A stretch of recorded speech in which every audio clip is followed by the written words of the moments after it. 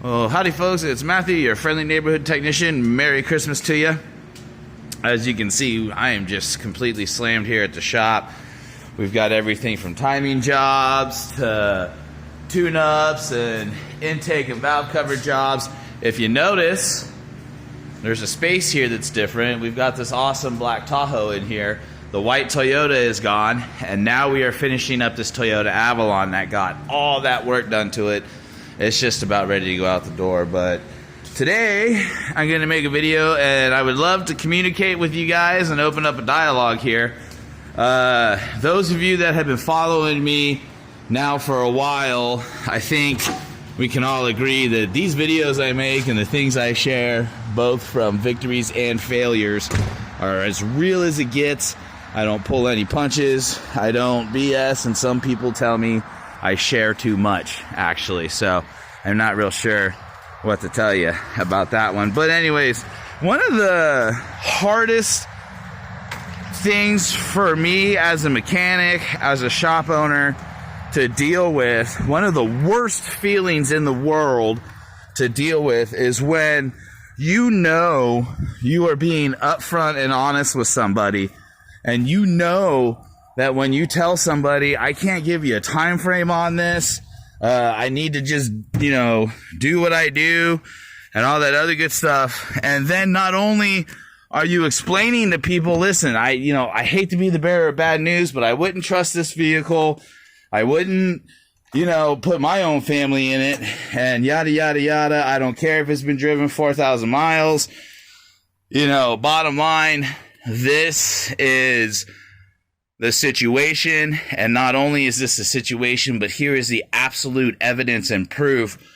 When you have gone above and beyond the call of duty to ensure that people are getting the absolute utmost in services and perfection and all that other good stuff, and then in the end all they do is whine and complain and moan and groan and all that other stuff, I'm going to tell you what that does to me.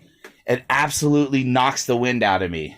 As a mechanic, when I'm working on somebody's vehicle and I come across, first of all, I explain to people in the beginning, listen, we're going to go in and do this job, but there's a lot of evidence here that we may find other issues that are unforeseen. I've done this before. I've been here, done that, and this is just what happens with them.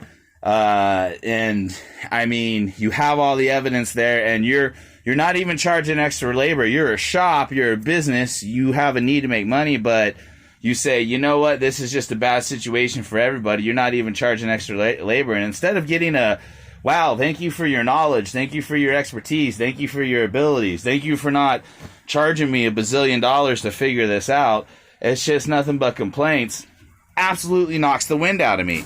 And it makes it bad for everybody all around. And I don't understand completely yet, as somebody that owns a business or just a mechanic in general, how to really deal with that. The customer is not always right in this business. That's one thing. So let's move on. We're looking at a Triton V10 now. Everybody else may see a motorhome, but to those of us that know what it is, it's a Ford F550. It's the same thing as a fire truck or anything like that. It's got a Triton V10 gas engine, obviously, in it. And so it came to us. It ran terrible, would not start, especially cold in the mornings. So we diagnosed fuel pressure issues on it. Your typical services, plugs, coils, wires, valve cover, gaskets. Water pump needs to be serviced and changed on it. And one of the things I pointed out was this, I believe this vehicle has been sitting, and then it was driven about 4,000 miles. Now, the one thing, as somebody who advises people that buy used vehicles, when anytime somebody comes to me and says, hey, this vehicle has been sitting, the first thing I tell them is do not buy it. Okay? Vehicles are not made to sit. Vehicles are made to be driven. They're not made to sit for 3 months. They're not made to sit for 6 months. They're not made to sit for a year or more. The longer they sit, the worse. Okay? Gaskets such as these, they have silicone and rubber, and over time, when they're just sitting out, exposed to the elements like that, they end up rotting. Now, what happens to a vehicle that's been sitting is all the gaskets will rot. Valve cover gaskets, intake gaskets, main seals, front main seals, rear main seals, all that will start to rot. And then you start it up after it's been sitting and it begins to rot, and you start building up all that pressure, oil pressure, fuel pressure, you name it, coolant pressure, and you start running this thing. All of those gaskets, all of this material in here that has begun to rot is weak, and things will begin to leak, things will begin to break down, and over time you'll find yourself fixing things one after another. So if you're going to buy a vehicle that's been sitting, the professional way to go about it is to plan on just tearing it all down, going through it, replacing all the rubber on the engine, and then going from there. So we got into this Triton V10, and you know, well known with Tritons, what happened where we're at is we're stuck here. As you can see, there's a bunch of gunk in there. Okay, we have two stuck spark plugs. Now, when these spark plugs get seized in these engines, you have two choices. You can either take your time and extract them and get them out, or you can break them off. If you break them off, you end up getting in trouble.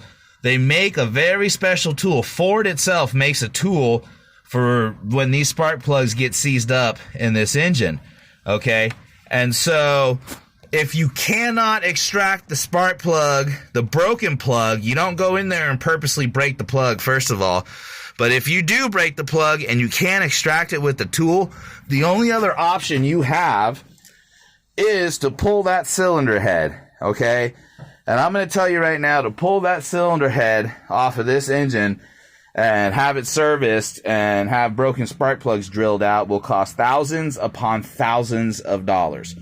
So that is where we are at with this right now. Now, we've been soaking these and slowly working these out over the past couple days, and I hope that today we can finally get them out of here and start moving forward with that.